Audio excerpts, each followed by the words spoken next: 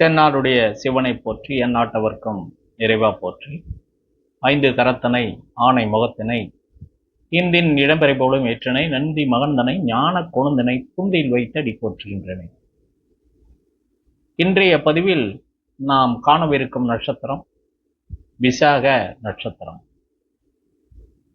இதனுடைய மிருகம் பெண் புலி, இதனுடைய பட்சி செங்குருவி, இதனுடைய விருட்சம் விளாமரம், இதனுடைய தேவதை அப்படின்னு பார்த்தீங்கன்னா முருகன் அப்படின்னு சொல்லலாம். அடுத்தது அதிதேவதை அப்படின்னு பார்த்தீங்கன்னா உங்களுக்கு அக்னி இந்திரன், இந்த தெய்வம்லாம் கூட இதோட சார்ந்து வருகிறது. அப்போ இதனுடைய இருப்பிடங்கள் அப்படின்னு பார்த்தீங்கன்னா அழகு, ஈட்டி, திருச்செந்தூர், திருத்தணி, பெருங்குடல், சிறுநீர் பாதை, தெளிவு பெற்ற ஒரு மனநிலை, அறியாமை போக்குதல், ஆராயும் தன்மை, அறியாமை விலகுதல், முருகனுடைய ஆலயங்கள், வள்ளி தெய்வானை திருமணம், யானை, மயில் வாகனம் ஆட்கொள்ளுதல், இந்த அமைப்பு இதனுடைய காரத்துவங்களாக நமக்கு கூறப்படுகிறது. சரி, இப்ப இந்த நட்சத்திரத்தினுடைய குணாதிசயங்கள் அப்படிங்கிற விஷயத்துல சில விஷயங்கள், இந்த நட்சத்திரத்துல அன்பர்களுடைய கேரக்டர்லாம் எப்படி இருக்கும், அவங்களுடைய வாழ்வியல் முறையில அவங்களுடைய இந்த நட்சத்திரம் எந்த அளவுக்கு பங்கு வகிக்கிறது அப்படிங்கிறத நம்ம கொஞ்சம் பார்ப்போம். இப்ப இதனுடைய மிருகம் பெண் புலி அப்படின்னு பார்த்தோம் இல்லையா. இப்ப பெண் புலி அப்படிங்கிறது என்னன்னா குடும்பத்தோட ஒரு வாழக்கூடிய ஒரு அமைப்பு. இப்ப இந்த நட்சத்திரக்காரங்க குழந்தைகளை பாதுகாப்பாக வளர்க்கக்கூடிய ஒரு அமைப்பு. ரெண்டாவது, இவங்களுக்கும் அந்த கல்வி, கணக்கு வழக்குகள்லாம் இவங்களுக்கும் ஒரு ஆற்றல் நல்லா இருக்கும். மற்றவங்களுக்கு கற்று தரக்கூடிய ஒரு அமைப்பு இந்த நேயர்களுக்கு. அடுத்ததாக பார்த்தோம் அப்படின்னா இந்த நட்சத்திர அன்பர்கள் அறியாமையை போக்கக்கூடியவர்கள், அறிவை வளர்க்கக்கூடியவர்கள், கோபதாபங்களை சரிப்படுத்தி குடும்பத்தோடு இணைத்து வைக்கக்கூடிய ஒரு நட்சத்திர நேயர்கள் யாருன்னு பார்த்தீங்கன்னா இந்த விசாக நட்சத்திர நேயர்கள். அப்ப இவங்க கல்வி கேள்விகள்ல ரொம்ப சிறந்து வழங்கக்கூடிய ஒரு அமைப்பில் இருப்பாங்க. இதனுடைய முருகப்பெருமானுடைய இந்த நட்சத்திரம் முருகப்பெருமானுக்கு ரொம்ப உகந்த நட்சத்திரமாக சொல்லப்படுகிறது. அப்ப தன்னை எதிர்த்த அசுரனை இந்த முருகப்பெருமான் என்ன பண்றாரு அப்படின்னா, அவனோடு போர் புரிந்து அவனுக்கு தடுத்து ஆட்கொண்டு அவனை தனக்கு தன்னோட ஒரு மயிலாகவும், அதாவது சேவலாகவும் கொடியாகவும் வைத்துக் கொள்கிறார் அப்படின்னு நம்மளுடைய புராணங்கள் சொல்லுது. அப்ப இவங்க என்ன பண்ணுவாங்கன்னா, ஒருத்தருடைய அறியாமையை போக்கி அவங்களோட சேர்த்து வைத்திருக்கக்கூடிய ஒரு அன்பர்களாக இந்த விசாக நட்சத்திர அன்பர்களாக இருப்பார்கள். ரெண்டாவது, இந்த விசாக நட்சத்திரம் சூரியன் நீசமாகக்கூடிய வீட்டுல முக்கால் பங்கும், சந்திரன் நீசமாகக்கூடிய, அதாவது சந்திரன் நீசமாகக்கூடிய எக்ஸாக்ட் விசாகத்தினுடைய 4ஆம் பாதத்துல சந்திரன் நீசம் ஆகுறாரு. அப்ப இவங்களுக்கு விசாக நட்சத்திரத்துல பிறந்தாவே தாய் தந்தையினுடைய அனுசரணை கிடைப்பதற்கான வாய்ப்பு கொஞ்சம் குறைவா இருக்கிறதுக்கு உண்டு. அப்ப அந்த சிவபெருமானையும் பார்வதியுமே விட்டு முருகன் அந்த ஞான பழத்துக்காக வேண்டி இடம் விட்டு இடம் வந்துட்டார் இல்லையா, கோபம் கொண்டு. அப்ப இவங்க என்ன, அறிவு, ஞானம், கல்வி இந்த தேடலுக்காக அல்லது பொருளாதார தேடலுக்காக இளமையிலேயே இவங்க அதாவது தாய் தந்தையரை விட்டு பிரிந்திருக்கலாம், அல்லது வெளிநாடு வெளிதேசம் சென்று தொழில், கல்வி, வேலை வாய்ப்புக்காக செல்லக்கூடிய ஒரு அமைப்பு இவங்களுக்கு ஏற்படக்கூடிய ஒரு அமைப்பு உண்டாகும். ஒருவரை திருத்தி தன் பக்கம் வைத்துக் கொள்வார்கள். கொஞ்சம் முன்கோபமுடைய அன்பர்களாக இருக்க வாய்ப்புண்டு. குடும்பத்துடன் நல்ல ஒரு புரிதல் கொண்டு வாழும் அமைப்பு கொண்டவர்கள். அரசியல் தலைவர்கள், பெரும் பதவியில் இருப்பவர்கள் இந்த நட்சத்திர நேயர்களாக இருப்பார்கள். ஏன்னா அதிகாரமிக்க ஒரு இடத்துல இந்த நட்சத்திர அன்பர்கள் இருக்கிறதுக்கான வாய்ப்பு உண்டு. மற்றவரின் தப்பை சுட்டி காட்டுவதன் மூலம் தனக்கு சில கெடுதல் கூட வரலாம். அப்போ இவங்க மற்றவங்களை திருத்த போகும்போது இவங்களுக்கு மற்றவர்கள் உதாசீனப்படுத்தலாம், எள்ளி நகையாடலாம். இருந்தாலும் வந்து அதுக்காக தளராத மனம் கொண்ட அன்பர்கள் இந்த விசாக நட்சத்திர அன்பர்கள். காதல் இவர்களுக்கு ஒரு புனிதமாக கருதக்கூடியவர்களாக இருப்பார்கள். தான் இருக்கும் இடத்தை சுத்தமாக வைத்து கொள்ளக்கூடிய ஒரு அன்பர்களாக இருப்பார்கள்.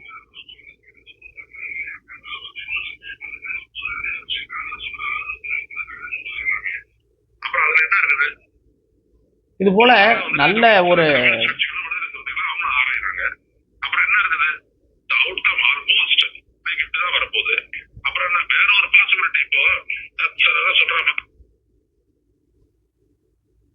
நல்ல ஒரு மனநிலை கொண்ட நேயர்களாக இருப்பார்கள்.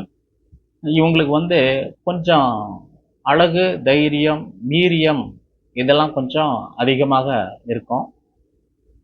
அந்த அமைப்பில் இருக்கும்போது இவங்க என்ன பண்ணுவாங்க அப்படின்னா, சில நேரத்தில் வந்து அதிகாரத்தை வந்து ஒரு தவறாக பயன்படுத்தக்கூடிய ஒரு அமைப்பு இருக்கலாம். ஏன் அப்படின்னா, இந்த முருகப்பெருமான் வந்து பிரம்மா கிட்ட போய் இந்த பிரணவ மந்திரத்தை கேட்டு அந்த பிரம்மாவையே சிறையில் அடைத்ததாக நமக்கு வந்து இதிகாசங்கள்ல சொல்லப்படுகிறது. அப்படி இவங்க ஒரு சில நேரத்தில் வந்து என்ன பண்ணுவாங்க அப்படின்னா,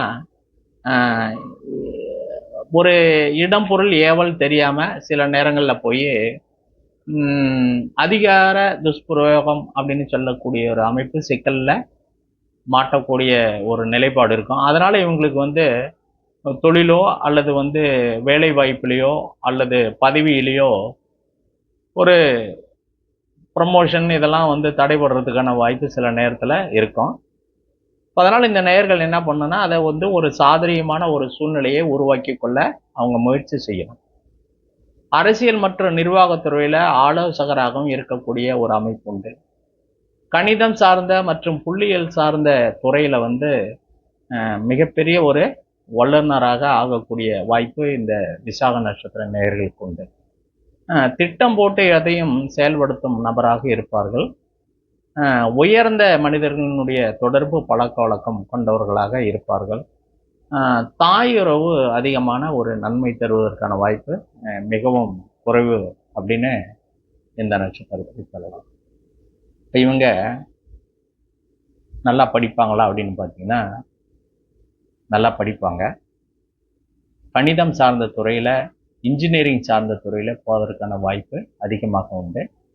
அது மட்டுமல்ல, கல்வித்துறையில் அதாவது ஆசிரியர் பொறுப்பு, மேலும் விரிவுரையாளர், ப்ரொஃபஸர் அப்படின்லாம் சொல்கிறாங்க இல்லையா, அந்த மாதிரி துறைக்கெல்லாம் போகக்கூடிய ஒரு வாய்ப்பு இந்த நட்சத்திர அன்பர்களுக்கு உண்டு. அதோடு மட்டும் இல்லாமல் சாணக்கியத்தனமும் புத்தி சாதனையுமே இவங்களுக்கு உண்டு. அதனால் இவங்க சில நேரங்களில் உணர்ச்சி வசப்படக்கூடிய அன்பர்களாக இருப்பார்கள். அதை வந்து சரியாக அவங்க அந்த யோகா, மெடிடேஷன், தியானம் இதெல்லாம் கொஞ்சம் பண்ணி ஒரு ஆரோக்கியமான மனநிலையில் இவங்க இருந்தாங்க அப்படின்னா இவங்களுடைய வாழ்வினுடைய அமைப்பு மேலே மேலே மேலே போகக்கூடிய ஒரு அமைப்பு உண்டு. இது இவங்களுடைய வாழ்வியல் முறையை பற்றி நம்ம பார்த்தோம். அடுத்ததாக நம்ம இந்த தாராபலன் அடிப்படையில் இந்த நட்சத்திரத்துக்கு வரக்கூடிய சம்பத்து தாரை, சேமத்தாரை, சாதகத்தாரை போன்ற மைத்திரேய தாரை, பரம மைத்திரேய தாரை, அதிக நன்மை தாரை போன்ற அமைப்புள்ள அடுத்தடுத்து வரக்கூடிய சுப தாரைகளை பற்றியும் அதற்கான உணவுகள், தெய்வங்கள், விருட்சம், பட்சி இதையெல்லாம் நம்ம பார்ப்போம். அதை எப்படி பயன்படுத்துறதுன்னு அடுத்த இதில் தொடர்ந்தே பார்த்துக்கிட்டு வருவோம். இந்த சேனலை, ஆன்லைன் அபிராமி அஸ்ட்ரோ சேனலை சப்ஸ்கிரைப் செய்து கொள்ளாத அன்பர்கள் வந்து சப்ஸ்கிரைப் செய்து கொள்ளுமாறு அன்போடு கேட்டுக்கொள்கின்றேன். ஏன்னா நான் அடுத்தடுத்து போடக்கூடிய வீடியோக்கள் வந்து உங்களுக்கு தொடர்ச்சியாக உங்களுக்கு வரும். அது மட்டும் இல்லாமல் நாங்கள் வந்து நாமக்கல் மாவட்டம் திருச்செங்கோட்டில் நவசித்தி ஜோதிட குழுன்னு மாதாந்திர கருத்தரங்கு நடத்தி கொண்டு வருகிறோம். அந்த கருத்தரங்கள் வந்து இந்த வீடியோவில் பல்வேறு ஜோதிட ஜாம்பவான்களினுடைய உரை இதில் வந்து பதிவிடப்படும். அதனால் நீங்கள் இதை வந்து சப்ஸ்கிரைப் செய்துக்கிட்டிங்கன்னா உங்களுக்கு தொடர்ந்து நான் மட்டுமல்ல மற்ற ஜோதிடர்கள் பேசக்கூடிய கருத்துக்களும் உங்களுக்கு கிடைக்கும். அவங்களையும் நீங்கள் தொடர்பு கொண்டு சந்தேகம் கேட்பது, ஜாதகம் பார்ப்பது போன்ற அமைப்பை நீங்கள் ஏற்படுத்தி கொள்ளலாம் என்பதற்காக தான் அதை நான் உங்களுக்கு சப்ஸ்கிரைப் செய்து கொள்ளுமாறு கேட்டுக்கொள்கிறேன். இப்போ இந்த தாராபலன் அடிப்படையில் பார்த்தீங்கன்னா இதுக்கு சம்பத்து தாரையாக வரக்கூடிய 2வது நட்சத்திரம் பார்த்தீங்கன்னா அனுச நட்சத்திரம். இப்போ இதுக்கு நம்ம இன்னொரு விஷயத்தை சொல்ல வந்ததை விட்டாச்சு. இப்போ அதையே நம்ம சொல்லிட்டு தாராபலனுக்குள்ள போகலாம். அதாவது இந்த விசாக நட்சத்திரம் ராதா நட்சத்திரம் அப்படின்னு இன்னொரு பேர் உண்டு. அதே போல் இந்த அனுச நட்சத்திரத்துக்கு அனுராதா அப்படின்னு இன்னொரு பேர் உண்டு. இப்போ இந்த ராதா அனுராதா அப்படிங்கிறது என்ன, முன்ஜென்மம் அணுஜென்மம் திரிஜென்மம் அப்படிங்கிற மாதிரி இந்த 2 நட்சத்திரத்திற்கும் ஒரு நெருங்கிய தொடர்பு உண்டு. அப்போ இந்த நட்சத்திரங்கள் வந்து ரொம்ப சிறப்பான 2 நட்சத்திரங்கள், பொருளாதாரத்தை அதிகமாக குறிக்கக்கூடியது. இதுக்கு ஒரு வரலாற்று, அதாவது நம்ம புராணத்தில் ஒரு அருமையான ஒரு கதை இருக்கு. என்னென்னா, கிருஷ்ணன் வந்து ராதாவை கல்யாணம் செய்து கொள்ளவில்லை. 2 பேருமே வந்து மனதளவில் வந்து காதலித்தாளர்கள். ஆனால் வந்து அந்த திருமணம் அந்த அமைப்பு நிறைவேறவில்லை. ராதா வந்து கிருஷ்ணனை பார்க்கணுன்னு நினைக்கிறா. அதே எண்ணம் வந்து கிருஷ்ணனுக்கும் இருக்கு. 2 பேரும் சந்திக்கிறாங்க. சந்தித்து அதுக்கப்புறமா வந்து அந்த கண்ணனுடைய ஒரு இடத்துல சந்திக்கிறாங்க. அந்த இடம் வந்து பிருந்தாவனம்னு சொல்லப்படுகிறது. அங்கே வந்து ராதா கேட்டு கொண்டு வந்திருக்கினக கிருஷ்ணன் வந்து புல்லாங்குழல உதறார். அந்த கானத்தை, ரேணுகா கானம் அப்படின்னு சொல்லக்கூடிய அந்த கானத்தில் வந்து கிருஷ்ணன் வந்து அந்த இதை வாசிக்கிறார். அதுக்கப்புறமா வந்து அந்த புல்லாங்குழலை உடச்சி போட்டுறாரு. மறுபடியும் அவர் கையில் புல்லாங்குழலே இல்லை. அதுக்கு பின்னாடி ராதாவும் கிருஷ்ணனும் சந்திக்கவே இல்லை. இப்போ இந்த நட்சத்திரம் அப்படிங்கிறது என்னென்னா, இந்த காதலர்கள் வந்து பிரிந்து மறுபடியும் ஒன்று சேர்ந்து மறுபடியும் தங்களுடைய வாழ்க்கையில் மறுபடியும் திரும்ப ஒரு சந்திக்க கூட முடியாத ஒரு சூழலை இந்த 2 நட்சத்திரங்கள் சொல்லுது. அப்போ ராதா அனுராதா நட்சத்திரங்கள்ங்கிறது வந்து ஒரு நட்பையும் ஒரு ஆழமான காதலையும் வெளிப்படுத்தக்கூடிய ஒரு அற்புதமான நட்சத்திரமாக நமது சாஸ்திரங்களில் சொல்லப்பட்டு இருக்கிறது. இப்போ நம்ம வந்து இப்போ இந்த தாராபலனுக்குள்ளே போகலாம். சம்பத்து தாரை அப்படிங்கிறது அனுச நட்சத்திரமாக வருது. அப்போக்கு இதுக்கான உணவு அப்படின்னு பார்த்தீங்கன்னா சப்போட்டா, நொங்கு அப்படிங்கிறதெல்லாம். இதனுடைய மரம் மகிழ மரம். இதனுடைய தெய்வம், வழிபடக்கூடிய தெய்வம் அப்படின்னு பார்த்தீங்கன்னா லட்சுமி நரசிம்மன். அடுத்தது சேமதாரையாக வரக்கூடிய நட்சத்திரம் 4வது நட்சத்திரம் மூல நட்சத்திரம். இப்போ இதனுடைய பழங்கள் அப்படின்னு பார்த்தீங்கன்னா கொய்யாப்பழம், மெழுகு வடை, ஆஞ்சநேயர் தெய்வத்தில் ஆஞ்சநேயர் தெய்வம். அடுத்தது சாதகத்தாரை அப்படின்னு பார்த்தீங்கன்னா உத்திராட நட்சத்திரம். அப்போ இது உத்திராட நட்சத்திரத்திற்கு பலாப்பழம், சம்மங்கி, கொழுக்கட்டை, விநாயகர் வழிபாடு, தெய்வம் வந்து விநாயகர். அடுத்தது பார்த்தீங்கன்னா மைத்ரேய தாரை அப்படின்னு பார்த்தீங்கன்னா அவிட்ட நட்சத்திரம். அப்போ இதுக்கு வந்து ஆப்பிள், தக்காளி, வன்னிமரம், அனந்தசயன பெருமாள் தெய்வமாக வருகிறார். அடுத்தது பரம மைத்ரேய தாரை நட்சத்திரம் அப்படின்னு பார்த்தீங்கன்னா உங்களுக்கு சதய நட்சத்திரம். அப்போ இதுக்கு வந்து சதயத்துக்கு வந்து கருப்பு திராட்சை, கடம்பு மரம், விருத்தியோஜேஸ்வரர் வழிபாடு இதற்கு நன்மை தரக்கூடிய ஒரு அமைப்பு. இதுக்கு தெய்வமாக வருது. அடுத்தது சமுதாயத்தாறு என்று சொல்லக்கூடிய 11வது நட்சத்திரமாக வரக்கூடியது உத்திரட்டாதி. இப்போ அதுக்கு வந்து அன்னாச்சி பழம், அவுள். இதுக்கு வந்து விருட்சகமாக வரக்கூடியது வேம்பு. இதுக்கு வந்து தெய்வம் வந்து ஈஸ்வரர். அடுத்தது பார்த்தீங்கன்னா அதிக நன்மை தாரை அப்படிங்கிறது 13வது நட்சத்திரமாக அசுபதி நட்சத்திரமாக வருது. இதுக்கு வந்து முந்திரி பருப்பு, விருட்சம் வந்து எட்டி மரம், வழிபாடு வந்து கொல்லிமலை அறப்பரீஸ்வரர் வழிபாடாக எடுத்துக்கலாம். பந்த சிறப்புத்தாறு என்று சொல்லக்கூடிய 14வது நட்சத்திரம் பார்த்தீங்கன்னா கார்த்திகை நட்சத்திரமாக வருகிறது. இதுக்கு வந்து உணவாக பேரிச்சம்பழமும் அத்திமரம் விருட்சமாகவும் முருகப்பெருமான் கடவுளாகவும் வருகிறார். இப்போ 17வது நட்சத்திரம் என்று சொல்லக்கூடிய நன்மைதாரை அப்படிங்கிறது மிருகசீரிஷ நட்சத்திரம். அதற்கு தேங்காய் உணவாகவும் அல்வாவையும் எடுத்துக்கலாம். கருங்காலி மரம் வழிபாடு வந்து சிவனுடைய வழிபாடாக சொல்லப்படுகிறது. அடுத்ததாக வரக்கூடிய நட்சத்திரம் தாரை அப்படின்னு பார்த்தீங்கன்னா சுபத்தாரை என்று சொல்லக்கூடிய 20வது நட்சத்திரம் பூச நட்சத்திரமாக வருகிறது. அந்த பூச நட்சத்திரத்திற்கு விளாம்பழம், பாயாசம், தெய்வம் அப்படின்னு பார்த்தீங்கன்னா பிரகஸ்பதி. அடுத்தது பார்த்தீங்கன்னா 24வது நட்சத்திரமாக வரக்கூடிய பிரபல்ய யோகதாரை அப்படின்னு பார்த்தீங்கன்னா உங்களுக்கு வரக்கூடிய நட்சத்திரம் உத்திர நட்சத்திரம். இப்போ அதனுடைய உணவு அப்படின்னு பார்த்தீங்கன்னா மாதுளை. இதனுடைய உருவம் அதாவது மிருகம் பார்த்தீங்கன்னா எருது. வழிபாடுக்கூடிய தெய்வம் அப்படின்னு பார்த்தீங்கன்னா உங்களுக்கு மகாலட்சுமி. 27வது நட்சத்திரமாக வரக்கூடிய அபிஷேக நட்சத்திரம் எதுன்னு பார்த்தீங்கன்னா சுவாதி நட்சத்திரம். இதுக்கு அபிஷேக நட்சத்திரமாக வருகிறது. அப்போ இவங்க என்ன பண்ணலாம் அப்படின்னா உலர்ந்த திராட்சை உணவாக எடுத்துக்கொள்ளலாம். நரசிம்மமூர்த்தியை வழிபாடு செய்யலாம். மருத மரத்தினுடைய பட்டைகளை அப்பைக்கப்போ கொஞ்சம் இவங்க குடிநீரில் சேர்த்து லேசாக கொஞ்சம் குடிக்கிறது நல்லது. தயிர் இவங்க அதிகமாக சேர்த்துக்கலாம். கூட தேன் கூட இவங்களை அந்த பயன்படுத்துறது இவங்களுக்கு ஒரு நன்மையான பலனை தரும். அப்போ இந்த நட்சத்திரக்கு முடக்கு நட்சத்திரமாக வரக்கூடியது பார்த்தீங்கன்னா அவிட்ட நட்சத்திரம். வதை நட்சத்திரமாக வரக்கூடியது திருவோண நட்சத்திரம். வைநாசிக நட்சத்திரமாக வரக்கூடியது மக நட்சத்திரம். வேதை நட்சத்திரமாக வரக்கூடியது கிருத்திகை நட்சத்திரம். அப்போ இது சார்ந்த உணவுகளை இந்த நட்சத்திரத்தன்று ஒரு சுபகாரியங்களை தவிர்த்து கொள்வது நல்லது.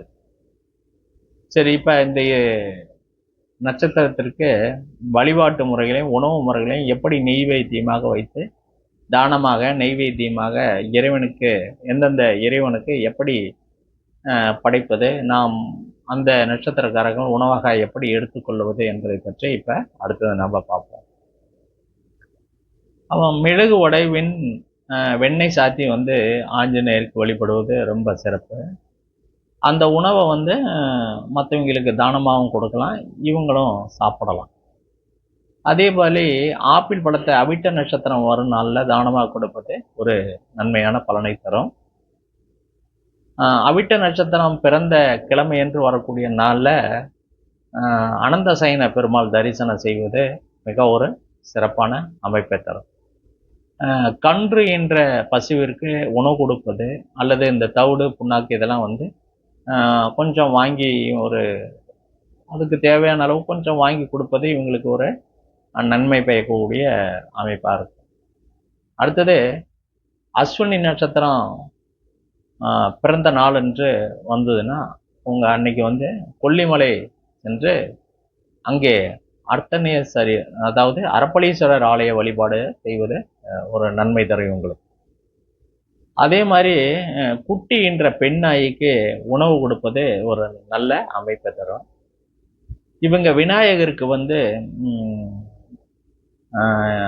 வெண்பொங்கல் அல்லது வெண்ணெய் சாத்தி விநாயகருக்கு வெண்ணெய் சாத்தி வழிபட்டார்கள் என்றால் இவங்களுக்கு ஒரு நல்ல பலனை தரும். அடுத்தது பார்த்தீங்கன்னா மாதுளை, பேரிச்சம்பழம், அத்திப்பழம், உலர்ந்த திராட்சை இவைகளை வந்து தானமாக கொடுக்க முடியாது. இது இவங்க வந்து உணவாக எடுத்துக்கலாம். அதே சமயத்தில் இந்த உலர்ந்த அந்த மாதுளை, பேரிச்சம்பழம், அத்திப்பழம் இதெல்லாம் வந்து தெய்வங்களுக்கு வந்து நெய்வேத்தியமாக வைத்து படைத்து இவங்க வந்து உணவாக உட்கொள்வது ஒரு உடல் ஆரோக்கியத்தையும் தேக ஆரோக்கியத்தையும் தரும். அடுத்ததாக பார்த்தீங்க அப்படின்னா வண்டி மாடு என்று சொல்லக்கூடிய எருது, இதுக்கு வந்து தீவனம் வாங்கி கொடுப்பது ஒரு நல்ல பழக்கம். உணவில் வந்து வடகம் சேர்த்து கொள்வது எங்களுடைய கோரிக்கைகளை ஒரு நிறைவேற்றக்கூடிய எண்ணங்களும் ஆற்றலும் இவங்களுக்கு உருவாகும். இவங்க வந்து லலிதாம்பிகை வழிபாடு தோத்திரம் கேட்பது நன்மை தரும். கொடுமுடியில் உள்ள வன்னிமர வழிபாடு இவங்க அந்த மகுடீஸ்வரர் ஆலயம் சென்று இவங்களுடைய பிறந்த திதியோ அல்லது பிறந்த நாளோ அல்லது இந்த தாராபுரம் உள்ள நாட்கள்லேயே போய் அந்த வன்னிமர வழிபாடு செய்வது நன்மையான ஒரு பலனை தரும். அதே போல் லட்சுமி நரசிம்மர் பூஜை செய்தால் இவங்களுக்கு நன்மை கிடைக்கும். இப்போ வேப்ப மரத்தோடு அதிக நேரம் அந்த மரத்தோட உள்ளங்கையினுடைய 2 பகுதிகளையும் வைத்து ஒரு 15-20 நிமிடம் அதனோட ஹீலிங் செய்வதன் மூலயமா இவங்களுக்கு எங்களுடைய எண்ணங்கள் இந்த பிரபஞ்சத்தின் மூலயமாக நன்மையாக மாறக்கூடிய ஒரு வாய்ப்பு உண்டு. அன்னாச்சி பழம் தானம் கொடுப்பது நன்மை தரும். இப்போ இது வரைக்கும் நம்ம வந்து இந்த விசாக நட்சத்திரத்தை பற்றி நம்ம பார்த்தோம். இந்த ஒவ்வொரு நட்சத்திரத்துக்கும் உள்ள மரங்களில் அந்த நபர் வந்து டெய்லி வந்து ஹீலிங் பண்ணலாம். அல்லது இதுக்கு சம்பத்து தாரை, சேம தாரை, அதிக நன்மை தாரை, பிரபல்ய யோக தாரை, அபிஷேக தாரை, இந்த மாதிரி இந்த தாரைகள் உள்ள நட்சத்திரத்தினுடைய விருட்சங்களில் போய் இவங்க ஹீலிங் பண்ணாலும் இவங்களுக்கு ஒரு நல்ல பலனை கிடைக்கும். ஏன் ஹீலிங் பண்ணுவது என்பது என்னன்னா, அதனோட நம்ம ஒன்றி இருந்து இந்த நம்மளுடைய வாழ்க்கையினுடைய நெகட்டிவ் தன்மைகளை குறைத்து கொண்டு பாசிட்டிவ் தன்மையை நமக்குள்ள தரக்கூடியது இந்த விருட்சம். ஏன்னா எல்லாமே வந்து தெய்வங்கள் முதல் கூட ஆலயங்கள் கூட தெய்வங்கள் வந்து ஓடுறது. ஆனால் அந்த ஆலயங்கள் இருக்கிற விருட்சம் என்பது அந்த ஆலயத்துக்கும் அந்த ஆலயத்தில் உள்ள தெய்வத்திற்கும் இந்த விருட்சத்துக்கும் ஒரு நெருங்கிய தொடர்பை எப்போதும் ஏற்படுத்தி கொண்டு இருக்கும் என்பது நமது சமய முன்னோர்களின் முக்கியமான ஒரு கருத்தாகும். அதனால் வந்து விருட்சம் இல்லாத ஆலயம் எதுவாக இருக்காது. அது மட்டும் இல்லாமல் விருட்சம் வந்து எப்போதும் வந்து இயற்கையை சார்ந்தே இருக்கும், பஞ்சபூத தத்துவத்தோடு சார்ந்தே இருக்கும். அப்போ அது பேலன்ஸோட இருக்கிறதுக்கான வாய்ப்புகள் அதிகம். அதனால் வந்து அந்தந்த நட்சத்திரக்காரத்தினுடைய விருட்சகத்தையும் இவங்க ஹீலிங்காக பயன்படுத்திக்கலாம். அல்லது இவங்களுக்கு அந்த சேமத்து தாரை, சம்பத் தாரை, சாதக தாரை, மைத்திரே தாரை, பரம மைத்திரே தாரை போன்ற பல்வேறு தாரைகள் உள்ளத அந்த மரத்தினுடைய அருகிலே சென்று இவங்க வந்து தங்களுடைய கைகளை அந்த மரத்தின் மூலம் வைத்து அதனோடு ஒரு நட்பு பாராட்டி தங்களுடைய வாழ்க்கையினுடைய நிலை உயர்வதற்கு இவங்க ஹீலிங் செய்து கொள்வது இவங்களுக்கு ஒரு நன்மை பயக்குமாற விஷயமாக இருக்கும் என்ற பதிவில் தெரிவித்து கொண்டு அடுத்த நட்சத்திரத்தினுடைய பதிவான அனுச நட்சத்திரத்தை அடுத்த பதிவில் நாம் பார்ப்போம். நன்றி, வணக்கம். வாழ்க வளமுடன், வாழ்க வைக்கிறோம்.